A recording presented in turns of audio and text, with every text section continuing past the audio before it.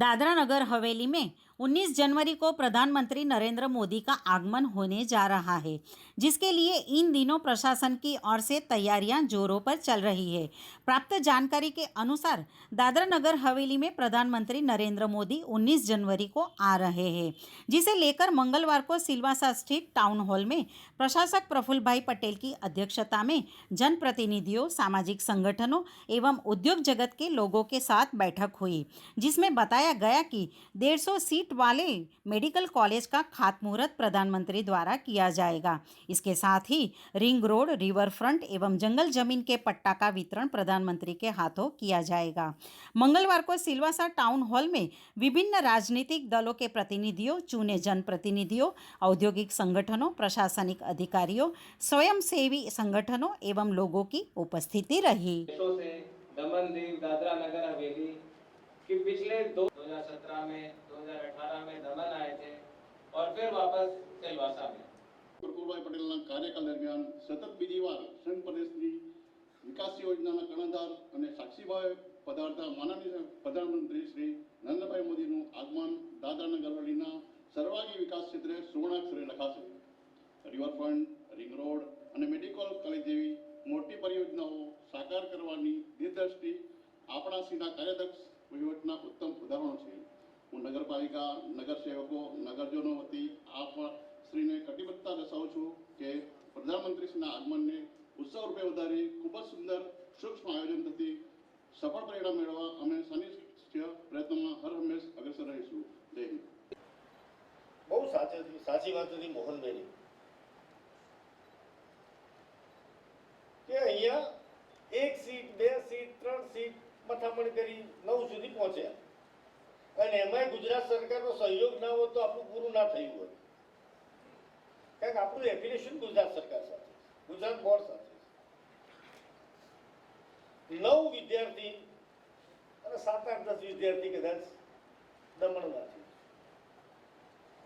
મિત્રો 150 સીટ ની medical college જે સંઘ પ્રદેશનું પોટેન્શિયલ માત્ર 8-10 સીટથી વધારે નથી। મારી વાત તમે સમજજો, તમારી ખાવાની કેપેસિટી જ નથી અને તમને આખો થાળ ભરીને જમવાનું આપી દીધું છે। 8 સ્ટુડન્ટ, 9 સ્ટુડન્ટ, 7 સ્ટુડન્ટ માંડ ડચકા ખાતા। પણ મિત્રો અમે જોઈ લેવા વાળા લોકો નથી। જ્યાં સુધી મારી પાસે માહિતી છે ત્યાં સુધી અહીંયા બેઠેલામાંથી મોટાભાગના લોકોને પણ ધ્યાનમાં હશે, સમગ્ર દેશમાં મારી પાસે આજે પ્રાથમિક માહિતી છે, એક્ઝેક્ટ કોઈ ડેટા નથી મારી પાસે। સમગ્ર દેશમાં કોઈ પણ જગ્યાએ મેડિકલ કોલેજ લગભગ જ્યારે શરૂ થઈ હોય ત્યારે 100 સીટથી વધારે કોઈ જગ્યાએ હજી સુધી હિન્દુસ્તાનમાં નથી થઈ, આવો મારી પાસેનો ડેટા છે। સંઘ પ્રદેશ, દમણ અને દીવ અને દાદરા નગર હવેલી કદાચ આ પુણ્યક્રમ હશે કે કદાચ શરૂ થતાની સાથે જ 150 સીટની મેડિકલ કોલેજ થઈ હોય તો પહેલી મેડિકલ કોલેજ હશે આ દાખલા તરીકે।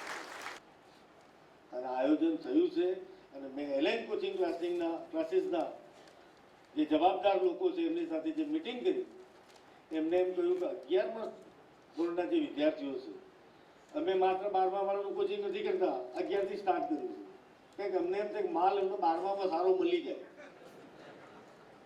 અમારી અપેક્ષા એ છે કે 2 વર્ષ સુધી પ્રેક્ટિસ મળે તો 12મામાં અમને સંખ્યા સારી મળશે। એમને એમ કહ્યું છે કે સાહેબ બંને સંઘ પ્રદેશમાં 11th સ્ટેન્ડર્ડમાં જે સ્ટુડન્ટો છે એ કમ્પેરેટિવલી ક્વોલિટી મટીરિયલ સારું છે, એટલે કદાચ આવતા વર્ષે આના કરતાં પણ વધુ 60થી 70 જેટલા સ્ટુડન્ટ આ બંને સંઘ પ્રદેશમાંથી ડોક્ટર બનશે। એ તો આનાથી બધા કોલેજ મંજૂર કર્યું હોય તો મિત્રો તમે તમારું મકાન બનાવો તો મકાન બનાવવાની શરૂઆત કરો, વિચાર કરો અને મકાનમાં રહેવા જાઓ તો કેટલો સમય થાય ભાઈ? રિલાયન્સ, મોદી,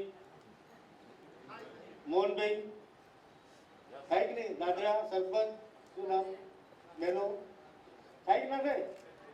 બે ત્રણ વર્ષ થાય ને ભાઈઓ બહેનો?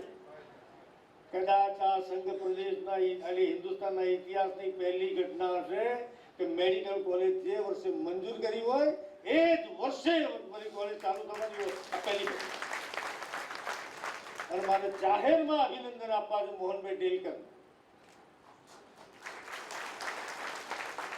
એમને આ મેડિકલ કોલેજ પહેલા વર્ષે શરૂ કરવા માટે મારે ક્યાં બેસવું એની એમને ચિંતા હતી. માત્ર 1 રૂપિયાનું ટોકન ભાડું, કારણ કે કન્ડિશનમાં મારે આપવું પડે એટલા માટે એમને કોઈ મારું ભાડું નથી લેવાનું. 1 રૂપિયો ટોકન ભાડું લઈ અને કોલેજ શરૂ કરવા માટે કોઈ આપણો સહયોગ કર્યો. આ નરી વાસ્તવિકતા છે મિત્રો.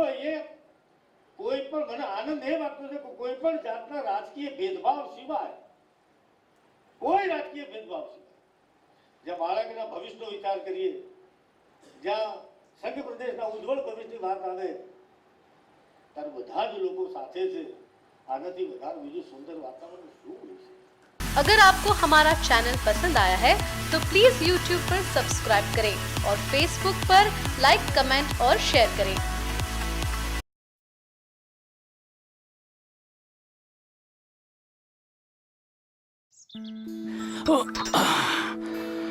रुक, मुझे आने दे, फिर शुरू करते हैं। एक बार से कुछ नहीं होता। होने को ना एक ही बार काफी है। सुरक्षा का ख्याल रखना आदत है मेरी। गिरा गिरा गिरा, अच्छी आदत है। चल चल जल्दी कर, 5 मिनट का तो काम है यार। एक बार हेलमेट नहीं पहना तो क्या आफत आ जाएगी? अगर आ गई तो आदत है यार। आदत आदत।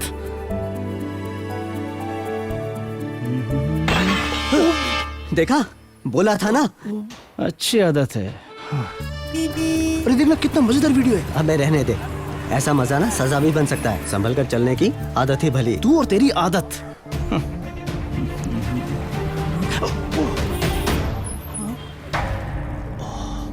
यार बोला था ना संभल कर चलना। अच्छी आदत है। कॉन्डम देना प्लीज। शुक्रिया। मैं और कहीं भले रिस्क ले लेता हूं पर अपनी जान के साथ कभी नहीं, क्योंकि एक बार भी चूके तो HIV, एड्स, यौन संक्रमण या अनचाहा गर्भ कुछ भी हो सकता है। इसलिए कॉन्डोम हर बार। एक अच्छी आदत